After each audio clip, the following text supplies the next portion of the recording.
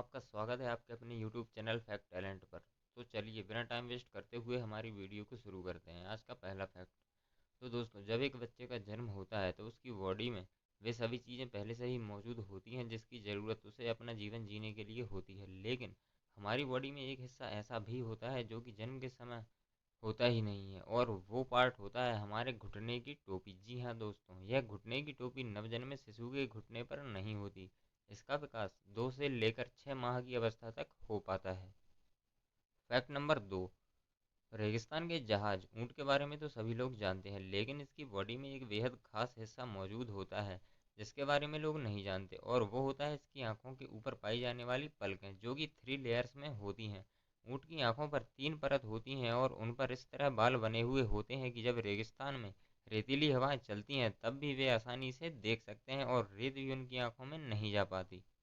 Fact number 3। क्या आप उन गुब्बारों बलून्स के बारे में जानते हो जिनमें हीलियम गैस भरी जाती है और फिर उनको आसमान में उड़ाया जाता है? यदि हाँ, तो आपने सोचा है कि इन गुब्बारों की सहायता से हम भी आसमान में उड़ें, और हमें उड़ने के लिए बलून्स का कितना बड़ा झुंड तैयार करना पड़ेगा?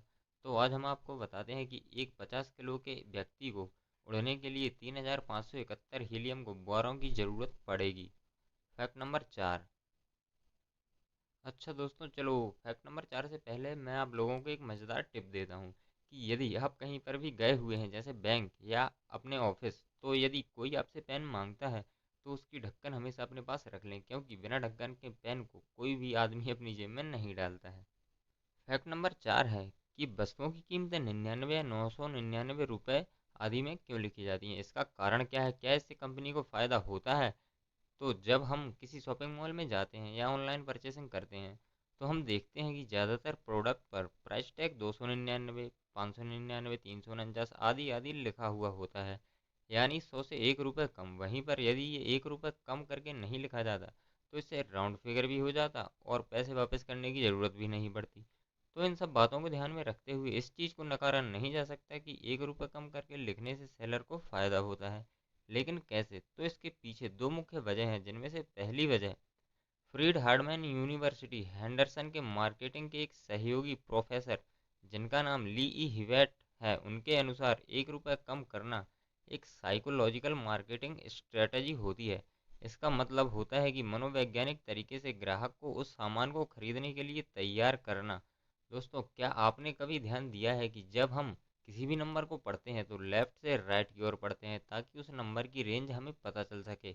इसको और अच्छे से समझने की कोशिश करते हैं। मान लीजिए किसी ने आपको बताया कि उसका एसी 24,490 रुपये का आया है, तो उस जगह पर हमारा माइंड सेट होता है कि एसी 24,000 रुपये का आया है, क्योंकि हमने मुख्य रूप से लेफ्ट वाली फिगर पर ध्यान दिया है, बाकी 490 रुपये को 24,000 कुछ रुपए मानकर छोड़ दिया। इसी तरह से जब लोग प्राइस टैग पर 799 रुपये देखेंगे तो कुछ लोग उसको 800 रुपये मानकर ही खरीदने का निर्णय ले लेंगे, पर कुछ लोग ऐसे भी होंगे जो लेफ्ट की फिगर को देखकर 700 कुछ रुपए मानकर उसे खरीदने का निर्णय लेंगे, और बस विक्रेताओं को ऐसे ही ग्राहकों का इंतजार रहता है। तो यानी ये एक साइकोलॉजिकल मार्केटिंग स्ट्रेटजी के तहत ग्राहकों को आकर्षित करने के लिए इस तरह से प्राइस टैग डाले जाते हैं।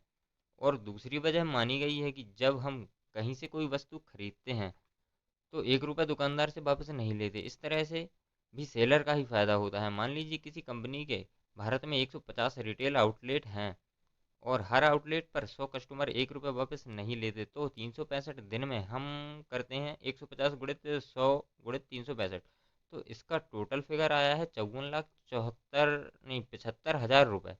और ये 54 लाख रुपए किसी भी बुक ऑफ अकाउंट में रिकॉर्ड नहीं होते और ये ब्लैक मनी का रूप ले लेती है। दोस्तों, यदि दोनों वजहों पर विचार किया जाए तो पहली वजह अपने आप में ज़्यादा महत्व रखती है, क्योंकि ई कॉमर्स वेबसाइट पर शॉपिंग करते वक्त हम ज़्यादातर पेमेंट डेबिट या क्रेडिट कार्ड से ही करते हैं, और उतना ही करते हैं जितना लिखा हुआ होता है, इसलिए ब्लैक मनी भी नहीं बनती। Fact number 5। Winnie the Pooh. तो मेरे प्यारे दोस्तों, मैं आपको बता दूं कि इस नाम का एक फेमस कार्टून है जिसको चीन में प्रतिबंध लगाया गया है, और ऐसा इसलिए किया गया क्योंकि चीन के लोग इसकी तुलना राष्ट्रपति जिनपिंग से करने लगे थे। अब बेचारे कार्टून की क्या गलती थी कि उसकी शक्ल इन भाई साहब से मिलती है। चलिए छोड़िए। Fact number 6। क्या आप चुटकी बजाते हो? खैर छोड़ो, सभी लोग कभी ना कभी चुटकी बजाते हैं, पर क्या आप जानते हो कि जब आप चुटकी बजाते हो तब आपकी उंगली 20 किलोमीटर प्रति घंटे की रफ्तार से गति करती है और इतनी रफ्तार से उंगली हथेली से टकराती है और इस उंगली के हथेली से जा टकराने की वजह से एक आवाज़ या ध्वनि उत्पन्न होती है जिसे हम चुटकी कहते हैं। फैक्ट नंबर 7, जब कोर्ट में किसी जज के द्वारा फांसी की सज़ा सुनाई जाती है तो सज़ा सुनाकर पेन की निब को तोड़ दिया जाता है और ऐसा इसलिए किया जाता है क्योंकि इस पेन से किसी का जीवन खत्म हुआ है तो इसका दोबारा प्रयोग ना हो। निब को तोड़ने के बाद खुद जज को भी ये अधिकार नहीं होता है कि वह अपने फैसले की समीक्षा कर सके या फिर उस फैसले को बदल सके या दोबारा विचार कर सके। यदि पेन की निब टूटी तो सब खत्म। फैक्ट नंबर 8, ये लो आपको दिखा देते हैं दुनिया की पहली सेल्फी जो कि सन 1839 में रॉबर्ट कॉर्नेलियस नाम के व्यक्ति ने ली थी और उस समय सेल्फी लेने में 3 मिनट लगते थे और इसलिए ये हमें मुस्कुराते हुए भी दिखाई नहीं दे रहे हैं क्योंकि इन्हें 3 मिनट तक मुस्कुराना पड़ता। तो दोस्तों इसी फैक्ट के साथ आज की वीडियो का अंत होता है और जल्द ही मिलते हैं हमारी अगली वीडियो में।